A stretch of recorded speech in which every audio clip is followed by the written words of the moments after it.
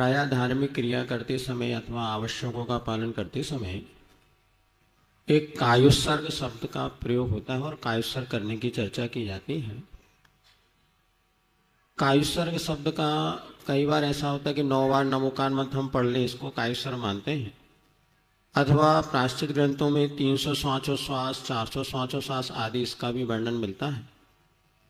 तो वास्तव में कायुत्सर्ग का क्या स्वरूप और किस तरह से हम करें जिससे कि वास्तविक फल की हमें प्राप्ति हो सके। बहुत अच्छा सवाल महाराज जी ने आप लोगों की ओर से उपस्थित किया है। ये मत समझना कि महाराज को इसका अर्थ पता नहीं, महाराज इसको अच्छे से जानते हैं और मैं कह दूं तो हमसे अच्छा बता भी सकते हैं। आपने कायोत्सर्ग शब्द का अर्थ पूछा है। हम लोगों के नित्य व्यवहार में आने वाला ये शब्द है। कायोत्सर्ग का सीधा सीधा अर्थ है काया का उत्सर्ग, यानी शरीर के ममत्व के त्याग का नाम कायोत्सर्ग। तो हम कुछ पल के लिए देह भाव से मुक्त हों।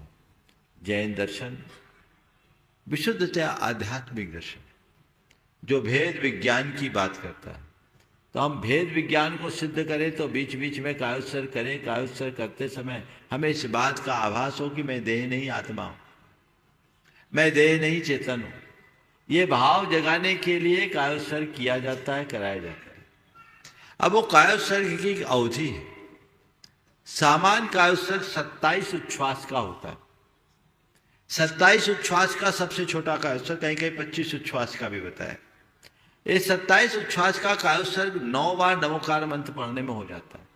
हम एक बार नमोकार लेते हैं तो 3 बार श्वास लेना छोड़ना होता है। श्वास लिया नमो अरिहंतानम, श्वास छोड़ा नमो सिद्धानम, श्वास लिया नमो आयर्यानम, श्वास छोड़ा नमो वज्रायनम, पुनः श्वास लिया नमो लोए और छोड़ा सब शाहुनम।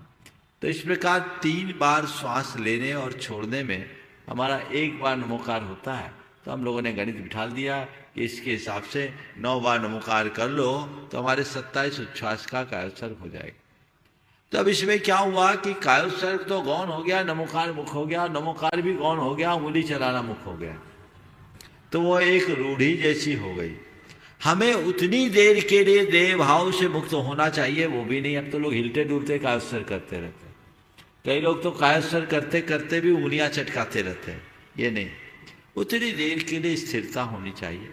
स्वाभाविक है, जो भी क्रियाएं हम लोगों के बीच चलते रहती है तो चलते चलते लोग उन क्रियाओं में इतने अभ्यस्त हो जाते हैं कि उसी में रच पच जाते हैं।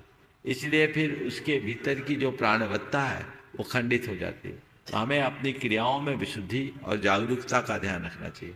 27 उच्छ्वास है, हम लोग प्रतिक्रमण करते हैं, उसमें 300 उच्छ्वास, 400 उच्छ्वास और 500 उच्छ्वास का ये एक प्रकार का विशेष अभ्यास है प्रायश्चित के रूप में। तो अलग अलग है, और लंबे लंबे भी कायोत्सर्ग किए जाते हैं। शाम के समय हम लोग आचार भक्ति करते हैं, अंत में 36 बार करते हैं, वो 4 कायोत्सर्ग है। सुबह हम लोग 18 बार नमोकार जपते हैं, वो 2 कायोत्सर्ग है। तो ये अलग अलग समय के हिसाब से अलग अलग व्यवस्था की जाती है।